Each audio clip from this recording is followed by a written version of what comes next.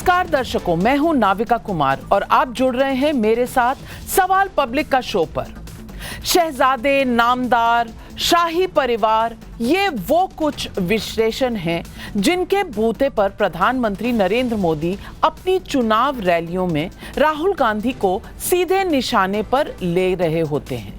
यहाँ ये बात भी अहम है कि 28 से ज्यादा पार्टियों वाले इंडी अलायंस का चेहरा भले कोई एक नेता ना हो, लेकिन मोदी के निशाने पर आमतौर पर राहुल गांधी ही रहते हैं। यहाँ मैं एक आंकड़ा आपके सामने रखना चाहूंगी। इस चुनाव में नरेंद्र मोदी ने 8 मई तक 101 रैलियां की हैं, जबकि राहुल गांधी ने सिर्फ 39 रैलियां की। इस दौरान मोदी ने 14 रोड शो किए। राहुल गांधी के रोड शो का आंकड़ा सिर्फ 3 का बताया जा रहा है। मोदी ने चुनाव के दौरान 24 इंटरव्यू दिए। मैंने भी इसी हफ्ते सोमवार को ये इंटरव्यू किया, जो प्रसारित भी हुआ। उसके उलट राहुल गांधी ने भी इंटरव्यू एक भी नहीं दिया। मोदी आमतौर पर एक दिन में 4 से 5 रैलियां कर रहे हैं, तो राहुल गांधी इस पोल सीजन में भी बीच बीच में गायब हो जाते हैं। ये आंकड़ा क्या ये बता रहा है कि ग्राउंड जीरो पर मोदी का कैंपेन ज्यादा मजबूत है या मोदी ज्यादा मजबूती से चुनाव लड़ रहे हैं? चुनाव को लेकर ज्यादा गंभीर कौन है? अगर मैं नैरेटिव बिल्डिंग की बात करूं तो मोटे तौर पर मोदी ने जनता से कहा है कि कांग्रेस का मैनिफेस्टो जिन्ना की सोच वाला है। कांग्रेस हिंदू ओबीसी का आरक्षण छीनकर मुस्लिम को देना चाहती है। कांग्रेस अगर आई तो मंगलसूत्र छीन लेगी। कांग्रेस राम मंदिर पर बाबरी ताला लगाने का इरादा रखती है। कांग्रेस चमड़ी का रंग देखकर देश को बांटती है। इसके उलट राहुल गांधी सिर्फ ये बड़ा नैरेटिव खड़ा कर पाए हैं कि हम आएंगे तो कास्ट सेंसस से एक्सरे करेंगे। मोदी डरते हैं तो कांपने लगते हैं, झूठ बोलते हैं। सवाल पब्लिक का आज ये है कि मोदी वर्सेस राहुल की रणनीति बीजेपी के लिए हिट है या फ्लॉप? यही है आज सवाल पब्लिक का।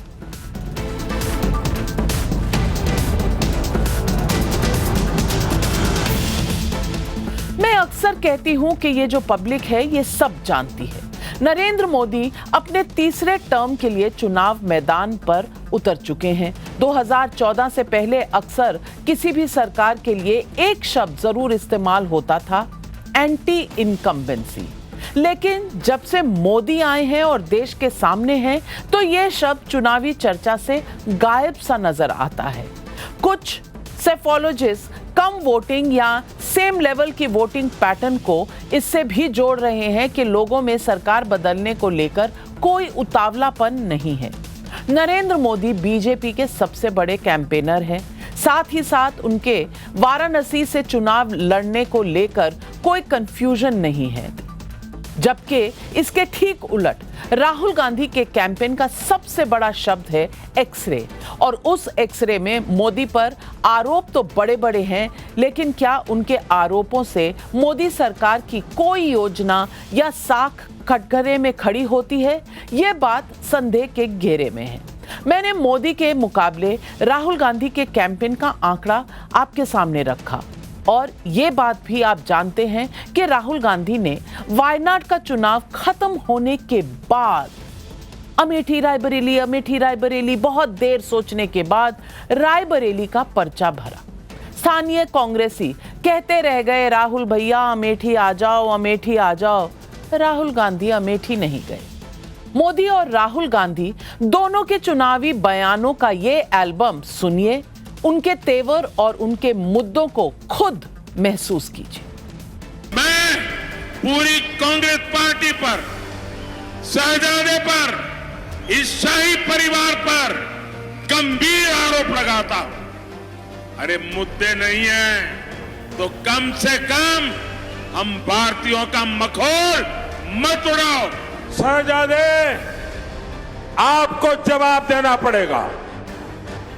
चमड़ी के रंग के आधार पर मेरे देशवासियों का अपमान मेरा देश सहन नहीं करेगा, और मोदी तो कतई नहीं करेगा।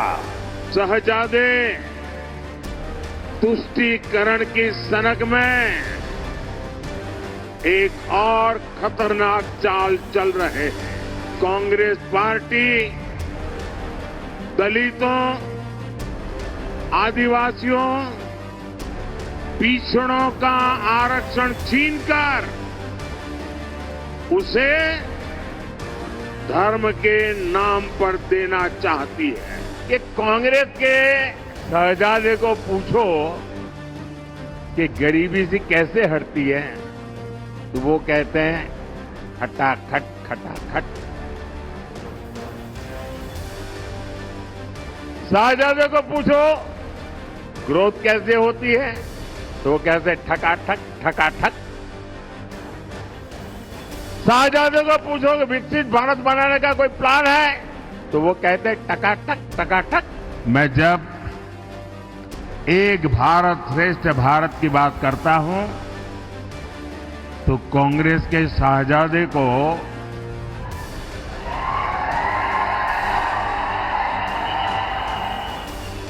बुखार चढ़ जाता है।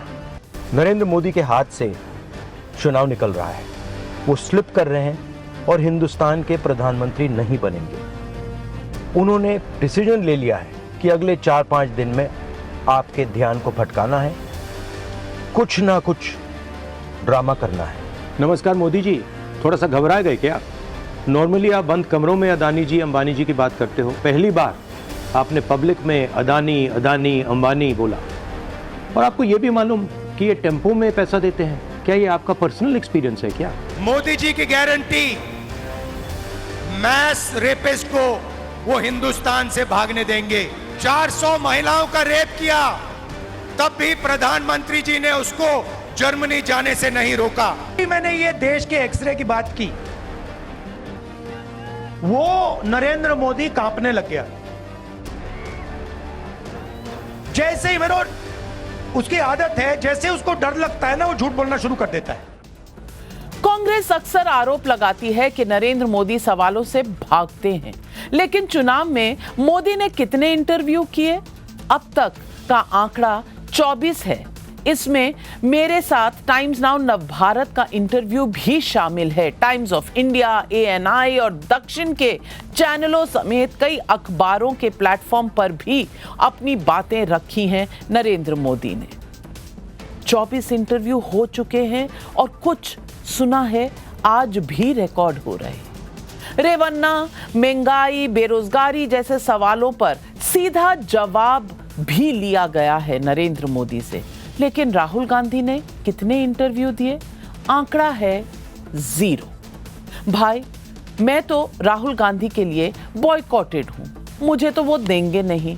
लेकिन कई और मेन स्ट्रीम मीडिया उनके लिए इन दिनों गोदी मीडिया हैं, हम सबको तो इंटरव्यू मिलेगा नहीं। लेकिन राहुल गांधी अपने किसी भी सो कॉल्ड यूट्यूबर चैनल के सवालों का जवाब देने में भी कम से कम अभी तक तो सामने आते नहीं दिख रहे हैं।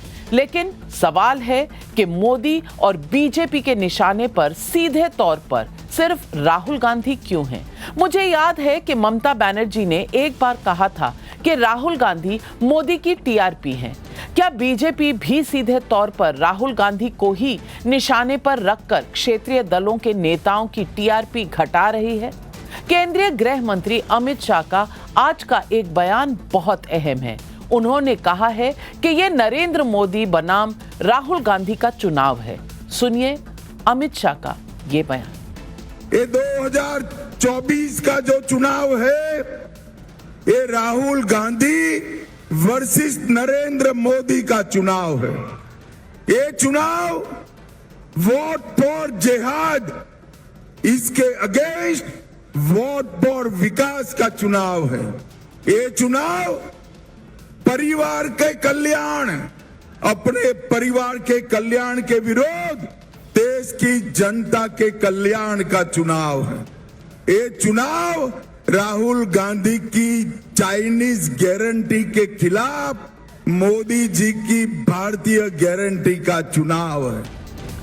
तो आज पब्लिक पूछ रही है सवाल पब्लिक का। 8 मई तक मोदी की 101 रैलियां हो चुकी हैं। राहुल गांधी अभी सिर्फ 39 रैलियां कर पाए हैं। क्या ये मोदी का बूथ सबसे मजबूत वाली चुनावी गारंटी है? क्या ममता, अखिलेश, तेजस्वी जैसे क्षेत्रीय नेताओं से ज्यादा राहुल गांधी पर टारगेट की मोदी की रणनीति बीजेपी के लिए फायदेमंद है?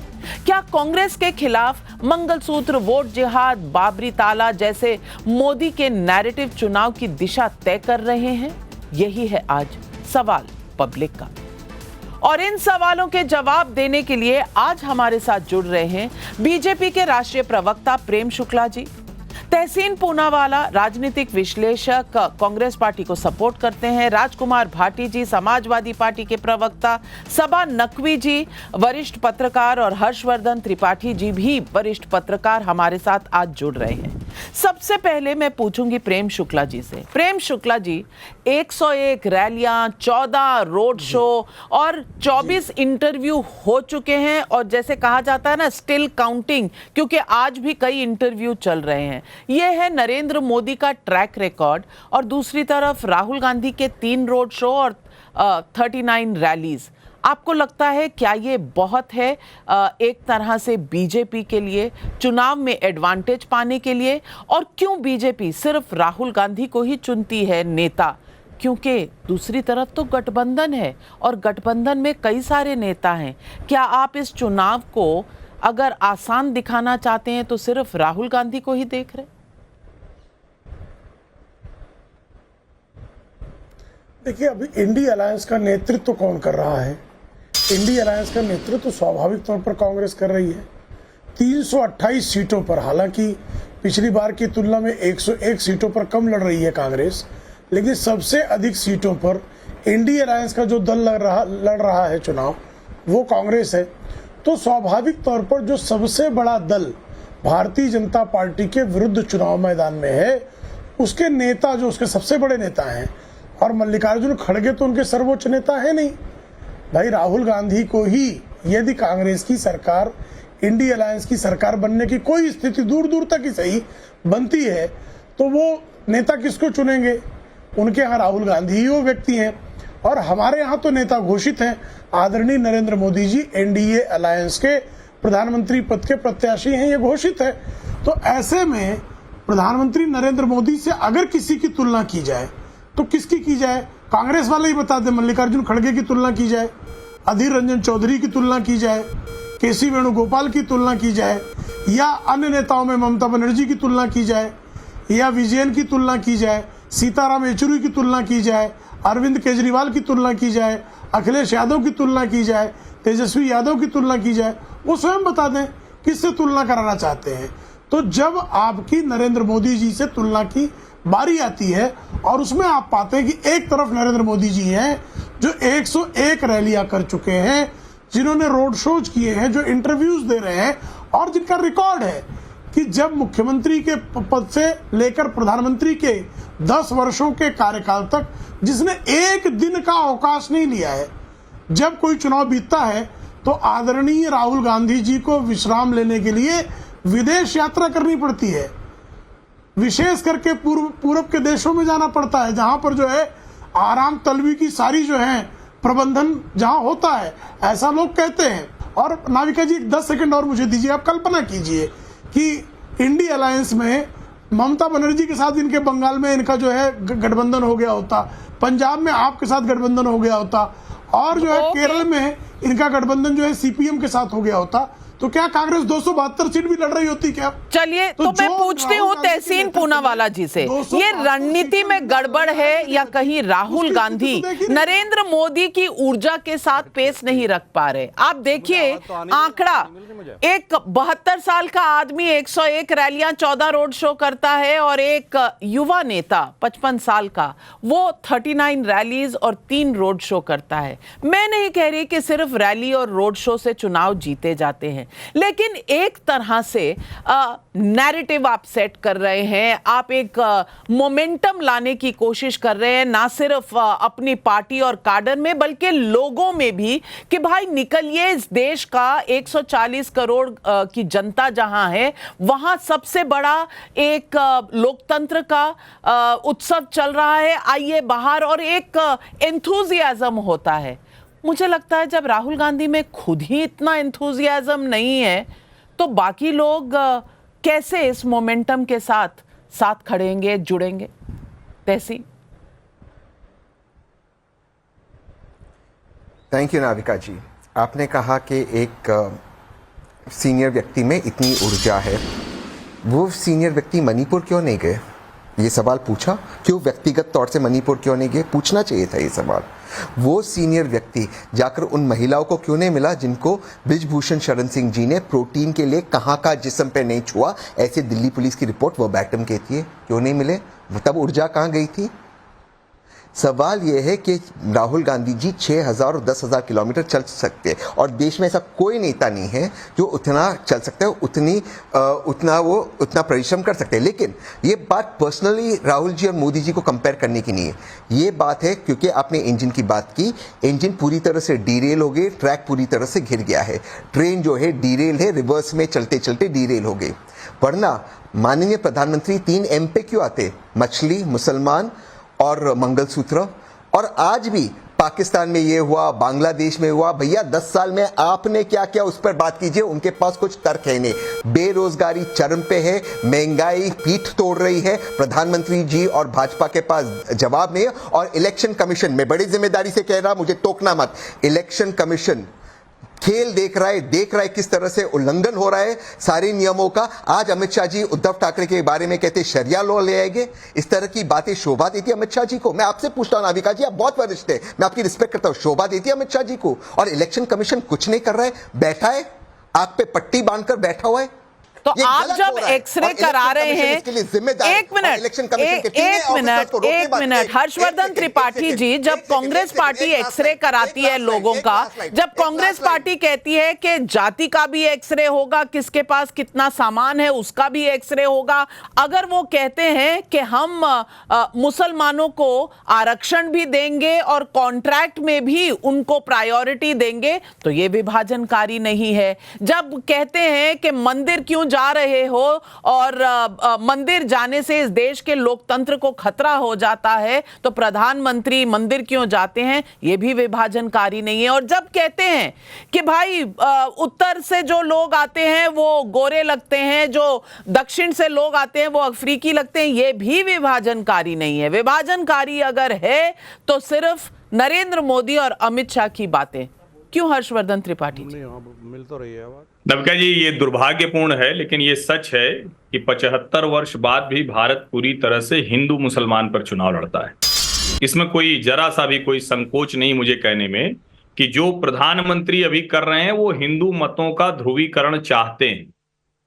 लेकिन क्या इस देश के लोगों को ये सचमुच बिल्कुल ही नहीं ध्यान में रहेगा कि आज पहली बार शायद हुआ होगा किसी पार्टी ने अपने मैनिफेस्टो में अल्पसंख्यकों के लिए पर्सनल लॉज की हम लड़ाई लड़ेंगे उसकी बात करती है। कांग्रेस पार्टी के मैनिफेस्टो में बहुसंख्यकवाद के विरुद्ध लड़ाई लड़ने के संकल्प को दोहराया गया। और जब इससे थोड़ा सा हम आगे जाते हैं तो आइडिया ऑफ इंडिया को राम और रामनवमी से चुनौती मिल रही है। मतलब ये कैसा है जो भारत को जोड़ने वाला, एक सूत्र में रखने वाले जिन राम की बात होती है उनको कहा जा रहा है कि वो आइडिया ऑफ इंडिया के खिलाफ है। अगर ऐसा कोई आइडिया ऑफ इंडिया है तो उसे पूरी तरह से ध्वस्त कर देना चाहिए, हमेशा के लिए समुद्र में डाल देना चाहिए, उसे हमेशा हिंद महासागर में डाल देना चाहिए, कभी वो गलती से ना आए। और जब हम इस चुनाव की बात कर रहे हैं तो क्या यह तुलना नहीं होगी? लोग कहते थे कि प्रधानमंत्री प्रेस कॉन्फ्रेंस नहीं कर रहे हैं, मैं भी कहता हूं कि प्रधानमंत्री को प्रेस कॉन्फ्रेंस करनी चाहिए, अच्छा हो कि वो प्रेस कॉन्फ्रेंस भी करे। लेकिन अगर प्रधानमंत्री नरेंद्र मोदी आज की तारीख तक 24 इंटरव्यू दे चुके हैं, चुनाव का समय है, जनता जानना चाहती है। और अभी मैं देख रहा था कि कोई सर्वोच्च न्यायालय के पूर्व न्यायाधीश हैं और एक अखबार के संपादक हैं, वो कह रहे हैं कि आइए हम जरा राहुल और नरेंद्र मोदी को आमने सामने भिड़ते देखना चाहते हैं। अरे भाई, जब इंटरव्यू देने को तैयार नहीं है, 24 इंटरव्यू नरेंद्र मोदी देते हैं और कोई ऐसा इंटरव्यू नहीं है जिसमें किसी के मन में कोई सवाल आया है वो सवाल ना आया हो। किसी में हो सकता है एक दूसरा सवाल आया हो, किसी में कोई और सवाल आया हो। आपने भी प्रज्वल रेवन्ना पर भी सवाल पूछ लिया, हिटलर पर भी सवाल पूछ लिया। अब अगर हिटलर से हिटलर पर सवाल पूछ लेते तो क्या होता, ये समझ में आ जाता। और अभी जब हम यहां खड़े हैं तो इस बात की चर्चा हो रही कि अरे इसमें क्या फर्क पड़ता है, ये तो ठीक है भाई, रैली कर लिया, सभा कर लिए। विपक्ष के लिए एग्जिस्टेंशियल क्राइसिस का समय है नविका जी। इस वक्त तो राहुल गांधी को सुबह से रात तक वही करना चाहिए था, सभा करना चाहिए, रोड शो करना चाहिए, इंटरव्यू देना चाहिए, लोगों से मिलना चाहिए, अपना एजेंडा पुश करना चाहिए। लेकिन देखिए, विपक्ष के क्राइसिस से कोई मुश्किल नहीं। मुश्किल कहां है? राहुल गांधी कहीं हार न जाए रायबरेली में, तो प्रियंका जी सुबह से रात तक सभा कर रही हैं, मोबाइल की लाइट जला जला के बता रही कि अरे एकदम मुश्किल हो गई है, क्योंकि वहां खतरा पड़ गया है कि अमेठी के बाद रायबरेली में भी राहुल गांधी की स्थिति बहुत अच्छी नहीं है। और मैं कह रहा हूं, ये जज्बा पूरे देश में दिखाना चाहिए। चुनाव के समय कोई भी सत्ता और विपक्ष नहीं होता, चुनाव के समय राजनीतिक दल होते हैं। सबको सत्ता पाने के लिए अपनी पूरी ताकत लगानी चाहिए। राहुल गांधी उसमें बहुत पीछे दिखते हैं, शायद इसीलिए अमित शाह को भी आनंद आता है कि भाई राहुल गांधी से तुलना कर लो, नरेंद्र मोदी के सामने राहुल गांधी, ये बीजेपी को अच्छा भी लगता है। बिल्कुल सही कह रहे हैं आप। लेकिन सबा नकवी जी, अगर प्रधानमंत्री नरेंद्र मोदी 101 रैलियां कर सकते हैं, 14 रोड शो कर सकते हैं, 24 इंटरव्यू कर सकते हैं, और ये इंटरव्यू की श्रृंखला जारी है, आज भी कई रिकॉर्ड हो रहे हैं, कल चलेंगे, परसों चलेंगे, तो सबा नकवी जी, राहुल गांधी इसके बीच में द रिलक्टेंट पॉलिटिशियन, मतलब कोई मजबूर कर रहा है उनको। वायनाड का चुनाव लड़ा, उसके बाद कन्विंस करने के लिए कि भैया रायबरेली या अमेठी से, रायबरेली या अमेठी से। पहले तो वायनाड से चुन रहे थे, तो तब तक अनाउंसमेंट नहीं किया रायबरेली अमेठी का।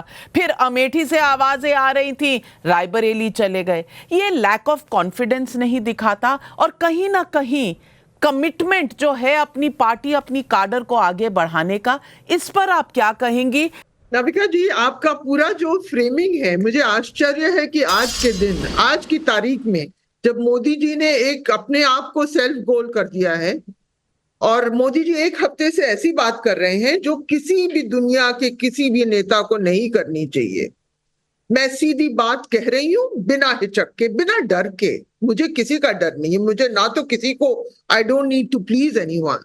सीधी बात कह रही हूँ, एक हफ्ते से मोदी जी का कंट्रोल चला गया है, और महाराष्ट्र से बहुत बुरी खबर आ रही है।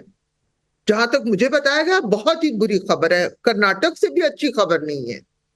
यूपी में भी उनके, मैंने खुद देखा, उनके काडर सुस्त बैठे हैं। सबसे पहले आपका जवाब मैं देती हूँ, क्योंकि आपकी फ्रेमिंग ही गलत है और अनफेयर है। नरेंद्र मोदी जी प्रधानमंत्री के कैंडिडेट हैं। नरेंद्र मोदी जी ने अपने सारे मुख्यमंत्री को भी घर भेज दिया है। हम तो जानते भी नहीं है कौन है। जो थे, जो चेहरे थे, उनको भी बदला, क्योंकि वो ही एक महान नेता है भाजपा के। वो खुद कहते हैं वो प्रेसिडेंशियल बनाते हैं। राहुल गांधी तो ना तो इंडी गठबंधन के नेता है, वो कांग्रेस के नेता है, वहां भी वो अध्यक्ष नहीं है। और वो पूरा दौर हिंदुस्तान, उनमें बहुत कमजोरियां हैं, मैं ये नहीं कह रही। और आज की तारीख में तो वो पूरा राउंड अडानी अंबानी वाला मोदी खुद हार गए हैं।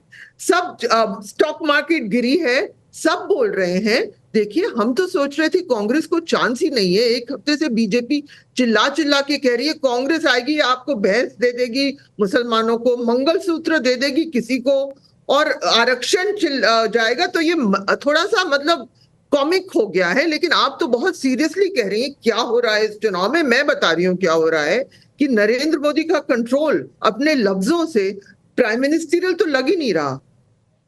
यहाँ पे इलेक्शन कमीशन के लिए भी बहुत सारे सवाल उठे हैं। मैं कुछ नहीं कह रही, वकील लोग कह रहे हैं, पिटिशंस गए हैं हेट स्पीच के खिलाफ, सुप्रीम कोर्ट तक एक्सेप्ट हो चुके हैं। हेट स्पीच कर रहा है। और यहाँ कॉमिकल सिचुएशन ये है, जो कहते हैं, और आप एक कम्युनिटी के पीछे आपका यही, आप इतने महान हैं, इतने सक्सेसफुल हैं, इतनी गारंटी दे रहे हैं, और आपके पास बचा है मुसलमान आज, मुसलमान कल, मुसलमान परसों। इसके अलावा कुछ भी नहीं है। आप बोल रहे हैं मुस्लिम मुस्लिम मुस्लिम, मुस्लिम से डरो, आओ हमें वोट दो, नहीं तो कांग्रेस तुम्हारे भैंस लेके मुस्लिम को दे देगी। अरे यार, मंगलसूत्र छीनने वाला है, यही है ना, और क्या है। और उसके ऊपर आपके इंटरव्यू में उन्होंने कहा कि मैं मुस्लिम को कहता हूं कि आत्ममंथन करो, ये मत सोचो कि तुम बदल सकते हो। आपने देखी है दृश्य संबल वगैरह में मुस्लिम वोटर गायब। और आप जानती हैं कि सुप्रीम कोर्ट में इलेक्शन कमीशन ने पिछले साल प्रॉमिस किया था कि कोई वोटर का नाम नहीं कटेगा। आप बार बार, मैं तो पूरा लिस्ट बना रही हूं इस पर, जहां नहा नाम कटे हैं और पिटाई हुई है, उस पर रिपोर्ट आएंगी, जहां लोग रिपोर्टिंग भी कर रहे हैं। नविका जी, आपको पूरी तरह से पता है कि जो नाम कटे हैं वो बोकस वोट नहीं है। मैंने खुद रिपोर्ट किया है पहले, ये एक ट्रेंड है कि मुसलमानों के नाम कट रहे हैं। आपको इसके बारे में आपको अभी तक खबर नहीं हुई? सब मुसलमान झूठे खड़े हो जाते हैं पोलिंग बूथ के आसपास। आपको लगता है कि उनमें इतनी हिम्मत है? लेकिन आपने कभी गौर किया था कि माधवी लता जी ने कहा कि उन्हीं के कॉन्स्टिट्यूएंसी में 6 लाख बोगस वोट्स है। प्रॉब्लम क्या है सबा नकवी जी, अगर आप एक तरफ से देखेंगे तो आपको एक तरफ का ही व्यू मिलेगा, आप दोनों तरफ से वाइड एंगल देखेंगे तो आपको 2 व्यूज दिखेंगे। डिपेंड आप पे करता है कि आप किस तरह से देखना चाहती हैं। हर्षवर्धन त्रिपाठी का तो एक ही व्यू है कि मोदी जी तो कोई गलती ही नहीं कर सकते, इसीलिए तो आप भी हैं कॉन्ट्रेरियन व्यू के लिए। आप सुन तो लीजिए, सबने इतना लंबा बोला है, तो मैं कह रही हूँ सीधी बात, ये लीगल पिटिशंस हैं, इनमें तैयारियां हैं, इसमें एविडेंसेस हैं और लोग जाएंगे। और इलेक्शन कमीशन ने तो, आप 1996 2008 ट्रस्टेड इंस्टीट्यूशन, अब आप जाके कोई सर्वे लीजिए इलेक्शन। आपको तो बहुत विश्वास था जब नवीन चावला थे, जब वो एमपी लैड फंड से अपनी ट्रस्ट के लिए पैसे लेते थे और इलेक्शन कमीशन भी चलाते थे, तब आपको कोई क्वेश्चन नहीं याद आया। आज आपको इलेक्शन कमीशन के सारे सवाल याद आ रहे हैं। पर हर्षवर्धन त्रिपाठी जी, आपका नाम लिया गया, इसलिए काउंटर का समय आपको देती हूं। नविका जी, सिर्फ एक लाइन बोलता हूं। मैंने शुरुआत यहां से की, नरेंद्र मोदी हिंदुओं का मत चाहते हैं। मैंने उसके बाद बताया कि कांग्रेस भी मुसलमानों का मत चाहती है। क्या इतनी स्पष्टता के साथ सबा नकवी जी आज तक बोलने का दुस्साहस कर पाई? नहीं कर पाई। और मैं इसीलिए कह रहा हूं, मैं चमचागिरी नहीं दिख रहा होता है, मैं बोल देती हूँ। मैं सवाल कर रहा हूँ, सबा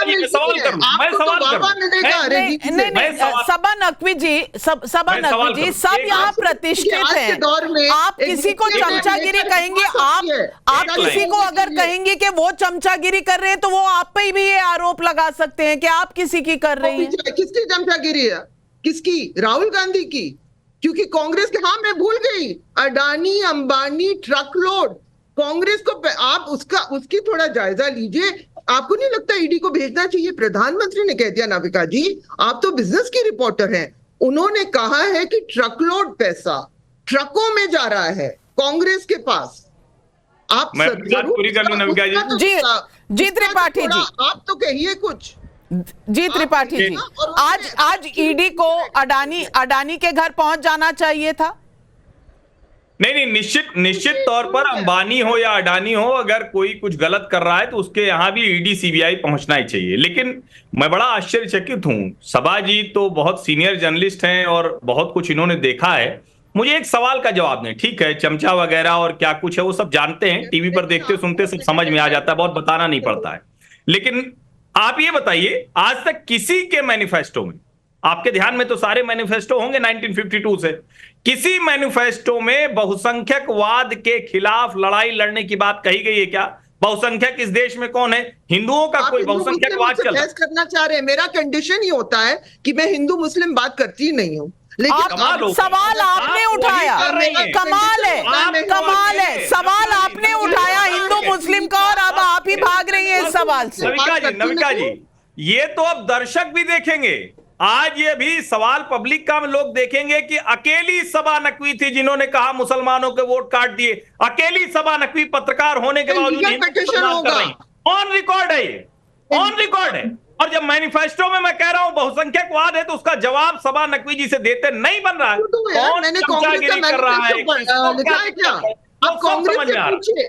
आप लोग चाहते हैं कि एक मुस्लिम नाम को पकड़ के आप लोग सब बैठ के मुस्लिम मुझको मूर्ख मत बनाइए। ये मैं कभी भी नहीं चाहूंगी, ये हमारी कभी भी अपेक्षा नहीं होती कि कोई हिंदू मुस्लिम करे। और मैं आज बैठकर वो भी रिपोर्ट जो इकोनॉमिक एडवाइजरी कमेटी की आई है उस पर भी डिबेट कर सकती थी, लेकिन ये मेरा मुद्दा है नहीं, वो एक स्टैटिस्टिकल स्टडी है। लेकिन राजकुमार भाटी जी, अगर प्रधानमंत्री पर आरोप है कि वो हिंदुओं को आगे करते हैं, मुसलमानों को पीछे करते हैं। तो मैं आज आपसे पूछती हूं, बाकी सारे दल क्या सिर्फ मुस्लिम वोट बैंक के पीछे नहीं भाग रहे?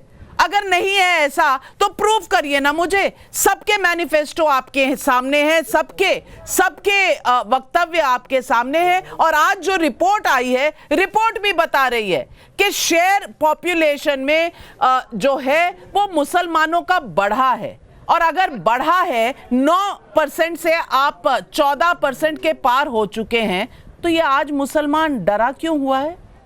ये नैरेटिव कौन सेट कर रहा है? देखिए, ना तो माननीय मोदी जी हिंदुओं को आगे बढ़ाते हैं, ये पता नहीं किसने कहा है, आपने कहा है, हमने तो नहीं कहा, हमारी तरफ से किसी ने नहीं कहा। हिंदुओं को उल्लू बनाते हैं, हिंदुओं को मूर्ख बनाते हैं, हिंदुओं को बरगलाते हैं, हिंदुओं को बहकाते हैं, हिंदुओं से झूठे वादे करते हैं, झूठे परसेप्शन परोसते हैं। अगर वो हिंदुओं को आगे बढ़ाते तो देश कुछ तो आगे बढ़ता। ना मुसलमान डरा हुआ है, ये भी कहना गलत है। ये जानबूझ के दो बातें परोसी जा रही हैं, जैसा कि हर्षवर्धन त्रिपाठी जी ने कहा और आप भी दोहरा रही हैं कि मोदी जी को हिंदुओं के वोट चाहिए, कांग्रेस को मुसलमान के वोट चाहिए। यही तो मोदी जी चाहते हैं, यही तो बीजेपी चाहती है कि ध्रुवीकरण हो, ऐसा मैसेज जाए कि उन्हें हिंदुओं के वोट चाहिए, वो हिंदुओं की वोट के ठेकेदार हैं, और मुसलमान वोट उन्हें चाहिए नहीं। ये बहुत खतरनाक खेल है। जब चुनाव शुरू नहीं हुए थे तो माननीय मोदी जी अपने 10 साल के शासन की बड़ी शानदार उपलब्धियां बताते थे। गरीबी दूर कर दी, लोगों को गरीबी से निकाल दिया, शौचालय बना दिए, इकोनॉमी बढ़ा दी, पता नहीं क्या क्या करते थे। लेकिन जिस दिन से भारत में लोकसभा का चुनाव प्रारंभ हुआ है, मोदी जी सिवाय ध्रुवीकरण के, सिवाय सांप्रदायिकता के, सिवाय हिंदू मुस्लिम को लड़ाने के सिवाय कुछ नहीं कह रहे हैं। पहले तो कहा कांग्रेस का घोषणा पत्र मुस्लिम लीग के दफ्तर में तैयार हुआ, जो कि बेबुनियाद बात, को कुतर्क, उसका इससे बड़ा कुतर्क हो नहीं सकता। फिर कहने लगे कि ये आपका प्रॉपर्टी छीन के मुसलमानों में बांट देंगे, ये आपकी भैंस ले जाएंगे, आपके मंगलसूत्र ले जाएंगे, और अब इस स्तर पे उतर आए हैं कि कह रहे हैं अडानी और अंबानी ने काला धन टेम्पो में भर भर के राहुल गांधी के घर भेज दिया। देश के प्रधानमंत्री को अगर ये जानकारी है कि किसी उद्योगपति के पास, किसी पूंजीपति के पास काला धन है और वो कैश में टेम्पो में भर के भेजा जा रहा है, तो कहाँ गई इस देश की वो ईडी, इनकम टैक्स और सीबीआई कहाँ गई जो विपक्ष के नेताओं पर तुरंत दौड़ पड़ती है? जरा सा पता लगती। जवाब दीजिए प्रेम शुक्ला जी। राजकुमार जी की बात का मैं उत्तर दे दूं, पहले सबा नकवी का मैं दे देता हूं। सुश्री सबा नकवी ने पहले कहा कि राहुल गांधी जी कोई है ही नहीं, तो राहुल गांधी जी को मिस्टर खामखा मानती हैं। ये सबा नकवी जी ने आज बहुत अच्छा काम किया कि इनका मानना है कि राहुल गांधी पर बात ही क्यों करते हैं, वो तो मिस्टर खामखा हैं। दूसरी बात, भाई आदरणीय राजकुमार भाटी जी, आपकी जानकारी के लिए बता दें, कांग्रेस को 20 करोड़ रुपए कैश एक कंपनी ने, मेगा नाम की कंपनी है, मेगा इंफ्रास्ट्रक्चर, उसने उसके कार्यालय में 20 करोड़ कैश पहुंचाया कि काले धन के कारोबारियों का जो काला इतिहास है वो कच्चा चिट्ठा बताया। आदरणीय मोदी जी ने कल कहा कि आप अडानी अंबानी पे क्यों नहीं बोले, क्या बोरियां पहुंच गई हैं, ये प्रश्न पूछा उन्होंने, क्योंकि जिससे बोरियां ले लेते हैं उसके बारे में चुप्पी साध लेते हैं। भाई ये तो 2G के स्पेक्ट्रम के अलॉटमेंट में बोरियां। राजकुमार भाटी जी जवाब दीजिए। तहसील जी आ रही हूँ। राजकुमार भाटी जी, सभा जी डिबेट से उठकर चली गई हैं क्योंकि उनका आरोप यह है कि हम हिंदू मुसलमान कर रहे हैं, और जब मुद्दे पर बात आई तो वो है नहीं। लेकिन राजकुमार भाटी जी, नहीं नविका जी, सभा जी कुछ भी बोल के उठ के चली जाती है, ये अच्छा तरीका हो गया है। अभद्रता, बदतमीजी, इस तरह से अभद्र व्यवहार भी कोई करे, कोई बात नहीं है। टीवी तो साफ साफ दिखाता है ना, इसलिए भी आजकल बड़े लोगों की दिक्कत हो गई। अच्छा है, ये दिखना चाहिए। माननीय मोदी जी ने प्रश्न नहीं पूछा है, जैसा कि शुक्ला जी कह रहे हैं। माननीय मोदी जी ने तर्क दिया, ये तथ्य बताया है। आज मोदी जी खुद ये प्रमाण दे रहे हैं, ये सबूत दे रहे हैं कि उनके दावे खोखले थे, हवा हवाई थे। काला धन देश में है और इतनी भारी संख्या में है कि टेम्पो भर भर के जा रहे हैं, और मोदी जी की सरकार चुप बैठी है, मोदी जी देश के प्रधानमंत्री की जानकारी में होते हुए। लेकिन पब्लिक आज पूछ रही है सवाल। विशाल सिंह का बलिया उत्तर प्रदेश से सवाल है। 80 सीटों वाले यूपी में इंडी गठबंधन दावे तो बहुत बड़े बड़े कर रहा है, लेकिन राहुल गांधी ने यहां ग्राउंड पर कितनी ताकत झोंकी है? जितेंद्र का प्रयागराज से सवाल है। चुनाव मतलब परसेप्शन की लड़ाई। क्या इन 3 चरणों के बाद भी कांग्रेस पार्टी और विपक्ष पीएम मोदी के 400 पार की काट निकाल पाया है? जवाब दीजिए तहसीन पूनावाला। दो सवाल है आपके, मैं दूसरे सवाल का पहला उत्तर देता हूँ, लेकिन मैं एक बहुत महत्वपूर्ण चीज़ कहना चाहता हूँ। उम्मीद है मुझे टोका नहीं जाएगा, क्योंकि मैं देख रहा हूँ कि हमें थोड़ा समय कम मिलता है। मैं आपसे रिक्वेस्ट कर रहा हूँ, प्लीज़ हमें इक्वल समय देना। एक जो आपका सवाल है, मैं आपके शो पे दावा कर रहा हूँ, भाजपा को बहुमत तो बहुत दूर की बात है, 160 क्रॉस नहीं कर रही है। इसलिए माननीय प्रधानमंत्री 3M पर आ गए, मंगलसूत्र, मुसलमान और जो ध्रुवीकरण है भी कर रहे हैं। लेकिन सबसे महत्वपूर्ण चीज़ ये है कि माननीय प्रधानमंत्री जी ने कल कहा कि ट्रक में कैश गए राहुल गांधी के पास, कांग्रेस के पास। अगर ये बात में सच्चाई है तो मेरा कोर्ट जाने का कर्तव्य नहीं है, ना ही राजकुमार भाटी का, ना ही अखिलेश जी का। प्रधानमंत्री जी का संवैधानिक कर्तव्य है कि ईडी की रेड कराए, ये उनका कर्तव्य है। ये देश के प्रधानमंत्री है। देश के प्रधानमंत्री एक सार्वजनिक मंच पे कहते हैं कि 2 उद्योगपति विपक्ष की पार्टी को कैश भर के पैसे दे रहे। अगर ये बात में सच्चाई है तो फिर वे चौराहे पे आए, जहां पर कहा था मैं मुझे 50 दिन पे चौराहे पे मिलो, देश से माफी मांगे और उसके बाद कोर्ट जाकर ईडी की एक कार्रवाई कराए। ये क्यों नहीं करवा रहे? इसलिए नहीं करवा रहे क्योंकि प्रधानमंत्री जी जानते हैं कि उनका कोई चांस नहीं है चुनाव जीतने का। मैं एक और चीज कहना चाहता हूं, आज गुजरात में रीपोल हो रहा है, मैं 3 दिन से रुका हूं, किसी ने कोई चैनल ये बात उठाएगी। भाजपा के कार्यकर्ता इलेक्शन बूथ के अंदर होते, जहां देखो ईवीएम में अगर एक्स्ट्रा वोट मिलता है वो सिर्फ भाजपा को मिलता है। एक मुझे उदाहरण नहीं मिला जहां कांग्रेस या सपा को अलग वोट मिला। ये मैं नहीं कह रहा हूं ईवीएम में हैकिंग हुआ है, मैं कह रहा हूं एक्स्ट्रा वोट हमेशा भाजपा को जाता है। क्यों इस पर हम बातचीत नहीं करें? क्यों इस पर जब हम बातचीत कहते कि मोदी जी का मास्टर स्ट्रोक 400 पार करे, क्यों हम पे इस तरह की बातें होती है? क्यों इक्वल समय नहीं दिया जाता है? ये सवाल है, और ये सवाल आज देश के हर लोग पूछ रहे हैं। मैंने पूरे 75 सेकंड बिना टोके आपको समय दिया, घड़ी देखकर, लेकिन आपने पब्लिक के सवालों का जवाब नहीं दिया। मेरा दिल इस बात से दुखता है, क्योंकि यही प्रॉब्लम है।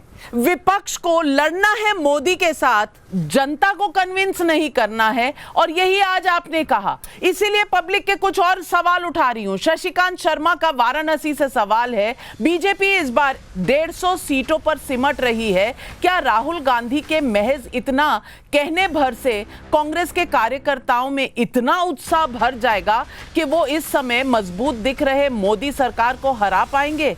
सुन लीजिएगा तहसीन पूनावाला। और गौरव सेंगर का नोएडा से सवाल है, चुनाव में एक बड़े जन समूह तक अपनी बात पहुंचाने का जरिया होता है इंटरव्यू। अखबार और टीवी मिलाकर मोदी जी करीब 24 इंटरव्यू दे चुके हैं, वहीं इसकी तुलना में राहुल गांधी हैं कहां? ये वही कांग्रेस है और वही राहुल गांधी पर सवाल उठाते हैं जो मीडिया के नाम पर आए दिन मोदी पर सवाल उठाते हैं। आज वो खुद कहां हैं? जनार्दन का जयपुर से सवाल है, ग्राउंड के साथ सोशल मीडिया पर भी बीजेपी की जो प्रेजेंस है, क्या उसे राहुल गांधी टक्कर देने की स्थिति में है? भावना मुंबई से सवाल, अभी तक राहुल गांधी और कांग्रेस पार्टी जिस पिच पर खेल रहे हैं उसे बीजेपी सेट कर रही है। अगर आपको उनसे आगे निकलना है तो एक कदम आगे बढ़कर सोचना होगा, क्या आपके पास इसके लिए कोई रणनीति है? राजकुमार भाटी जी, सबसे इंपॉर्टेंट सवाल यही है कि क्या परसेप्शन में आप नैरेटिव सेट कर पा रहे हैं? क्या आप एक कदम आगे जा पा रहे हैं? मैं नहीं जानती कौन जीतेगा कौन हारेगा, लेकिन परसेप्शन का खेल जो है इस वक्त, वहां आप कहां हैं? किसी भाई ने सवाल पूछा कि राहुल गांधी जनता को कनेक्ट नहीं कर पा रहे हैं, मोदी जी ज़्यादा कर रहे हैं। राहुल गांधी ने 10,000 किलोमीटर की यात्रा की है, इस देश में किसी दूसरे नेता ने की हो तो आप बताएं हमें। अभी रैलियां चल रही हैं राहुल गांधी की रैलियों में, अखिलेश यादव की रैलियों में, तेजस्वी यादव की रैलियों में, उद्धव ठाकरे की रैलियों में जो भीड़ उमड़ रही है, जो जनता उमड़ रही है, और वो जिस तरह के भाषण वहाँ दे रहे हैं, आप उन नेताओं के जिनका चारों का मैंने नाम लिया उनके भाषण सुनिए और माननीय मोदी जी का भाषण सुनिए। हमारे चारों नेता बेरोजगारी का सवाल उठा रहे हैं, महंगाई का सवाल उठा रहे हैं, भ्रष्टाचार का सवाल उठा रहे हैं, किसानों की एमएसपी का सवाल उठा रहे हैं, जो पर्चा लीक हो रहे हैं परीक्षा में उनके सवाल उठा रहे हैं, शिक्षा और चिकित्सा के सवाल उठा रहे हैं। मोदी जी काहे के सवाल उठा रहे हैं? अनर्गल, काल्पनिक, लोगों को बहकाने वाले। मैं सिर्फ 30 सेकंड में आपसे जानना चाहती हूं कि क्या वाकई इस वक्त कुछ ऐसा हो रहा है कि पैरों तले सबकी जमीन खिसकने वाली है क्योंकि मोदी पिछड़ने वाले हैं और विपक्ष आगे बढ़ रहा है? नवका जी, देखिए, सभी राजनीतिक दलों को चुनाव के समय इसी तरह से बोलना चाहिए। पिछले चुनाव में भी 2019 में भी जब हम लोग चर्चा में होते थे तो 160 से 80 यही आंकड़ा बताया जाता था और भाजपा को इसी की पार्टी भी कहा जाता था। लेकिन सवाल यह है कि क्या देश भर में जो कुछ हो रहा है वो किसी को नहीं दिखेगा? प्रधानमंत्री नरेंद्र मोदी निश्चित तौर पर, और ये मैं बार बार दोहरा रहा हूं, हिंदू मतों का ध्रुवीकरण करना चाहते हैं। लेकिन ये उन्होंने जो कहा, वो जब राहुल गांधी ने बार बार जाति जाति जाति जाति, फिर बहुसंख्यकवाद, फिर पर्सनल लॉज को करेंगे यानी मुस्लिम अपीजमेंट कर रहे थे, और तो और आज तक के इतिहास में नहीं हुआ नविका जी कि किसी नेता ने किसी पत्रकार को, पिछड़ी जाति के पत्रकार को पिटवा दिया हो। ऐसा शर्मनाक काम किसी ने नहीं किया। और फिर भी पिछड़ी जाति के नेता अगर नहीं बोल पाते हैं, राहुल गांधी पर कोई टिप्पणी तक नहीं कर पाते हैं, तो जनता को वो दिखता है। बिल्कुल, और जनता ही तय करेगी कौन आगे कौन पीछे। लेकिन हमने आंकड़े आपके सामने रख दिए हैं। डरे हुए लोग, डरे हुए अल्पसंख्यकों का जो सच है हमने आपके सामने रख दिया है। अब जनता जनार्दन तय करती है, क्योंकि जज उन्हीं को बनना है, केस उन्हीं के सामने है पूरे चुनाव का।